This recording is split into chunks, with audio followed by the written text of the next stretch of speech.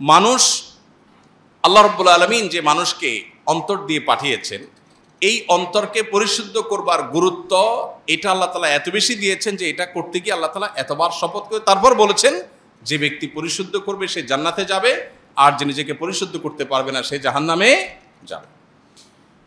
আল্লাহ রাব্বুল আলামিন আত্মশুদ্ধি বা নিজেকে সংশোধন করবার গুরুত্ব বোঝাতে গিয়ে কোরআন কারিমে আরেকটা আয়াতে আল্লাহ তাআলা বলেছেন, ইয়াউমা লা ইয়ানফাউ মালুন ওয়ালা বানুন ইল্লা মান আতাল্লাহা বিকলবিন সালিম। আল্লাহ বলেছেন কিয়ামতের দিন মানুষের কোনো সম্পদ অথবা মানুষের সন্তান সন্ততি, কার কত সন্তান, কার কত বংশধর, কার সন্তানরা কত শিক্ষিত, কত এডুকেটেড, কে কত রত্নগর্ভা মা, কে কত গর্বিত পিতা, এগুলোর কোনো কিচ্ছু আখেরাতে কোনো কাজে আসবে না। এই যে আমরা এখন ভাবসাব নেই, আমার 2 ছেলে কানাডা পড়ে, একটা আমেরিকা থাকে, আরেকটা লন্ডন থাকে, আরেকটা থাকলে লন্ডন যাইতো, আরেকটা থাকলে আরেক দেশে যাইতো, এরকম ভাবসাব আছে না সমাজে? প্রচুর পরিমাণ আছে। সন্তান নিজের কাছে নাই, সন্তান আরেক দেশে থাকে, কত বড় কষ্টের কথা, কত বড় দুঃখের কথা। আরেকজনের সন্তান হয়তো একটা ছোট কাজ করে, কিন্তু সকাল বিকাল সন্তানের মুখটা দেখে, কত শান্তি। কিন্তু দুর্ভাগ্য আমাদের, এমন এক পৃথিবী আমরা পেয়েছি যে পৃথিবীতে গর্ব করার বিষয়গুলো অনেক ক্ষেত্রে বেশ হাস্যকর হয়ে যায়। তো যাই হোক, এই যে সন্তান নিয়ে গর্ব বা সম্পদ নিয়ে গর্ব করি, আল্লাহ বলছেন ইয়াউমা লা ইয়ানফাউ মালুন ওয়ালা বানুন, তোমার সন্তানের গর্ব কিংবা তোমার অমুক অ্যাসেট আছে, তমুক অ্যাসেট আছে, এটাও আমার, ওইটাও আমার, এটা আমি কামাই করেছি, সেটা আমি করেছি। মানুষ গল্প দিতে শেষ। আজকাল যত মানুষ পাবেন, গল্প দেয়া মানুষ ছাড়া মানুষ পাওয়া খুব ডিফিকাল্ট হয়ে গেছে, খুবই টাফ। যাকেই পাবেন বসলে দেখবেন গল্প শুরু হয়ে গেছে। কি হয়েছে ভাই, এইখানে আমার একটা ফ্ল্যাট আছে আর কি, এই দোকানটা আল্লাহ দিছে আর কি ভাই, আমার কিছু না, আল্লাহ দিছে, এটা আমি দেখভাল করি আর কি ভাই, মালিক না, আমি নিজের মালিক বলি না। মানে আবসাব জাহিরেরও একটা মুনশিয়ানা আছে, মানে অহংকারেরও বেশ দারুণ ক্রিয়েটিভ উপায় আছে।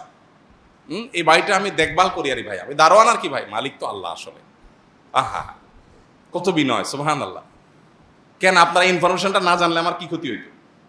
আপনি আমাকে ইনফরমেশনটা দিয়ে কি উপকার করলেন? আপনি এই বাড়ির মালিকটা না জানলে আমার কি সমস্যা হইতো? কিন্তু যার কাছেই যাবেন, বসবেন, 5 মিনিট সুযোগ পাইলে, আর কিছু না পারলে বলবে অমুক এমপি সাহেব আমার তালতো ভাইয়ের খালাতো ভাইয়ের দোস্ত, মানে কিছু একটা তাকে বলতে হবে। এই যে মানুষের অহংকার, এই যে মানুষের গর্ব, আল্লাহ বলছেন ইয়াউমা লা ইয়ানফাউ মালুন ওয়ালা বানুন। সম্পদ পাহাড় নিয়ে যেতে পারো, সম্পদের পাহাড় কিংবা সন্তান, গর্ব করার মতো সন্তানের বিশাল বহর নিয়ে যেতে পারো, কিয়ামতের দিন এগুলো কোনোটা গল্প তোমার মুখ দিয়ে আসবে না, কারণ এগুলো সবগুলো তোমার মনে হবে পরিষ্কার হবে, এগুলো কোনোটা তোমার কাজে আসবে না। একটা জিনিস কাজে আসবে, কি? ইল্লা মান আতাল্লাহা বিকলবিন সালিম। কেউ যদি আল্লাহর কাছে এমন একটা মন, এমন একটা অন্তর নিয়ে হাজির হতে পারে যে অন্তরটা পবিত্র। সালিমের অর্থ পবিত্র অবশ্য না, সালিম মানে সুস্থ। সালিম মানে কি? সুস্থ। যে অন্তরটা সেফ, নিরাপদ, সুস্থ, স্বাভাবিক, যে অন্তরের ভিতরে দুনিয়ার মোহ নাই, হিংসা নাই, বিদ্বেষ নাই, খারাপ কিচ্ছু নাই, অন্তরটা ফ্রেশ, এই ব্যক্তির এই অন্তরটা কিয়ামতের দিন কাজে আসবে। এজন্য ভাই, নিজেকে পরিশুদ্ধ করবার গুরুত্ব আমাদের বুঝতে হবে। সোশ্যাল মিডিয়ার এই যুগে আমরা সবাই অলমোস্ট নিজের চাইতে পরকে নিয়ে বেশি ভাবি। নিজের চাইতে অমুকে কি করেছে, তমুকে কি করেছে, অমুকের কি বলা উচিত ছিল, তমুকের কি করা উচিত ছিল, কার কি সমস্যা আছে, আমার কি সমস্যা আছে, এটা নিয়ে কোনো অ্যানালাইসিস সাধারণত করার সুযোগ আমাদের হয় না। ওই যে শুরুতে বলেছি, আল্লাহ রাব্বুল আলামিন দুনিয়াতে যখন পাঠিয়েছেন তখন একটা মন দিয়ে পাঠিয়েছেন। সেই মনটাতে কোনো নোংরামি ছিল, কোনো কলুষতা ছিল, কোনো খারাপ কিছু ছিল? আল্লাহ কিয়ামতের দিন আবার বুঝে নিবেন, বান্দা তোমাকে আমি একটা ফ্রেশ, রোগমুক্ত, পরিচ্ছন্ন অন্তর দিয়ে পাঠিয়েছিলাম, তুমি আমার কাছে এসেছো এমন একটা অন্তর নিয়ে যে অন্তরে শত শত মানুষের প্রতি শত্রুতা, বিদ্বেষ, অহংকার, খাই লোভ, মোহ, দুনিয়ার সমস্ত রোগ দিয়ে সেটাকে পরিপূর্ণ করে তারপর তুমি আমাকে দিয়েছ। আমি অন্তরটা অ্যাকসেপ্ট করব না? আমি যে পরিচ্ছন্ন অন্তর দিয়েছি আমি সেটাই রিটার্ন চাই। যদি সেটা দিতে হয় তাহলে এখন থেকে আমাদেরকে আত্মশুদ্ধির অভিযানে নামতে হবে, নিজেকে সংশোধন করার কাজে নামতে হবে। আল্লাহ আমাদের সবাইকে সেই তৌফিক দান করুন। সবার চেষ্টা করবো তো ইনশাআল্লাহ। কিভাবে আত্মশুদ্ধি হতে পারে? প্রতিনিয়ত সব সময় আমার নিজের সমস্যাগুলোকে চিহ্নিত করার চেষ্টা করা। আমরা যদি সবাই নিজের দিকে তাকাতাম, নিজের সংশোধনের চিন্তা করতাম, তাহলে সমাজটা অনেক সুন্দর হয়ে যেত। দেখুন, গোটা পৃথিবী আপনাকে বলবে ভোগ করো, ইসলাম আপনাকে বলে নিজেকে সংশোধন করো, নিয়ন্ত্রণ করো, কন্ট্রোল করো। এই যে আত্মাকে বা নিজেকে নিয়ন্ত্রণ করবার যে এক্সারসাইজ, এটা একমাত্র ইসলাম বলবে আপনাকে, আর কোথাও বলবে না। ইসলামই আপনাকে বলবে কন্ট্রোল করো। আজকের পৃথিবীর প্রত্যেকটা বিষয়ের দিকে তাকালে আপনি দেখবেন আপনাকে শুধু ভোগের আহ্বান করা হচ্ছে। বিজ্ঞাপনী বিলবোর্ড কিসের আহ্বান করে? ভোগের। পত্রিকার পাতার বিজ্ঞাপন কিসে আহ্বান করে? ভোগের। গোটা পৃথিবীর যেদিকে তাকাবেন আপনাকে ভোগের আহ্বান করা হচ্ছে।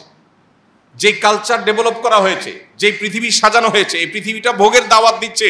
আর ইসলাম আপনাকে বলছে না, ত্যাগ শিখো, স্যাক্রিফাইস শিখো, কন্ট্রোল শিখো, কারণ এখানেই সুখ।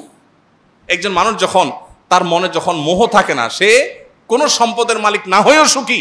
আরেকজন অন্তরে যখন মোহ থাকে, সে শত সহস্র সম্পদের মালিক হওয়ার পরও অভাবী। এই জন্য ভাইরা, নিজের আত্মাকে পরিশুদ্ধ করবার জন্য আমাদের অনেকগুলো স্টেপ অবলম্বন করতে হবে, অনেকগুলো পদক্ষেপ নিতে হবে। এবং তার আগে, পদক্ষেপ নেওয়ার আগে আমাদের আবারও মনের মধ্যে গেঁথে নিতে হবে, নামাজ, রোজা, হজ, জাকাত, হালাল উপার্জন, পর্দা করা, বাবা মার কথা শোনা, এসব বিষয়গুলো যেরকম ফরজ, ঠিক একইভাবে নিজেকে সংশোধন করা, আত্মশুদ্ধি করা, নিজের পরিশুদ্ধির জন্য উদ্যোগী হওয়া, এটাও একটা ফরজ। বরং এটা এমন ফরজ, যেই ফরজের কথা বলতে গিয়ে আল্লাহ শপথ করেছেন 7 আয়াতে 11 বার, যেটার কথা নবীজি বলেছেন, আলা ইন্না ফিল জাসাদে লামুজগা, মানুষের শরীরে একটা বিশেষ অর্গান আছে, একটা পার্ট, একটা অংশ আছে, ইদা সলুহাত, সেটা যদি ঠিক হয়ে যায়, সলুহাল জাসাদু কুল্লু, পুরো মানুষের বডিটাই ঠিক হয়ে যায়। ওইদা ফাসাদাত, সেই অর্গানটা, সেই শরীরের অঙ্গটা যদি নষ্ট হয়ে যায়, পুরো শরীর নষ্ট হয়ে যায়। আল্লাহ ওয়াহিয়াল কলব, নবীজি বলেছেন সেটা হলো অন্তর, আর কিছু না। নবীজি বলেছেন আত্তাকওয়া হাহুনা, আত্তাকওয়া হাহুনা, আত্তাকওয়া হাহুনা, মানুষের অন্তরের মধ্যেই হলো তাকওয়া। এটা যদি ঠিক হয়ে যায়, তখন এটা রাজধানীর মতো, হাত, মুখ, চোখ, সব অঙ্গ প্রত্যঙ্গগুলো ওইটার ডিরেকশন অনুযায়ী চলতে থাকে। আর যখন ভেতরে অহংকার থাকে, তখন বাহির দিয়ে বিনয়ের ভাব ধরে, আসলে মনে কি? অহংকার। এজন্য ভাইরা, নিজের পরিশুদ্ধির জন্য আমাদের কিছু স্টেপ নিতে হবে। নাম্বার 1, কিভাবে আত্মশুদ্ধি হতে পারে? 1 নম্বর হলো সকল প্রকার গুনাহ থেকে বাঁচার জন্য সর্বোচ্চ সংগ্রাম করা। কারণ নবীজি সাল্লাল্লাহু আলাইহি ওয়াসাল্লাম বলেছেন, মানুষ যখন কোনো গুনাহ করে, আল্লাহর কোনো নিষিদ্ধ পথে যায়, কোনো একটা পাপের কাজ করে, মোবাইলে একটা হারাম জিনিস দেখে ফেললেন, একজন পুরুষ পর্নোর ছবি দেখলেন, মজা নিলেন, তা হারাম গুনাহের কাজ করলেন, এর ফলে কি হবে? অন্তরের মধ্যে, অন্তরটা কিন্তু ফ্রেশ ছিল, এটাতে একটা দাগ পড়বে। একটা গুনাহ করলে একটা দাগ পড়ে, হাদিসে আসছে। আরেকটা গুনাহ পড়লে আরেকটা দাগ পড়ে, আরেকটা পড়লে আরেকটা দাগ পড়ে। এবার পড়তে পড়তে একটা স্বচ্ছ আয়নার উপরে যেরকম অনেক ময়লা পড়লে যেরকম সে আয়নায় ভালো মন্দ চেহারাতে কি আছে না আছে বোঝা যায় না, ঠিক একইভাবে একটা অন্তরে যখন অনেক গুনাহ করতে করতে করতে করতে কলুষে পরিপূর্ণ হয়ে যায়, তখন এই অন্তর দিয়ে কোনটা ভালো, কোনটা মন্দ, কোনটা হক, কোনটা বাতিল, কোনটা সত্য, কোনটা মিথ্যা, কোনটা জান্নাতের পথ, কোনটা জাহান্নামের পথ, এটা নিরূপণ করবার ক্ষমতা থাকে না।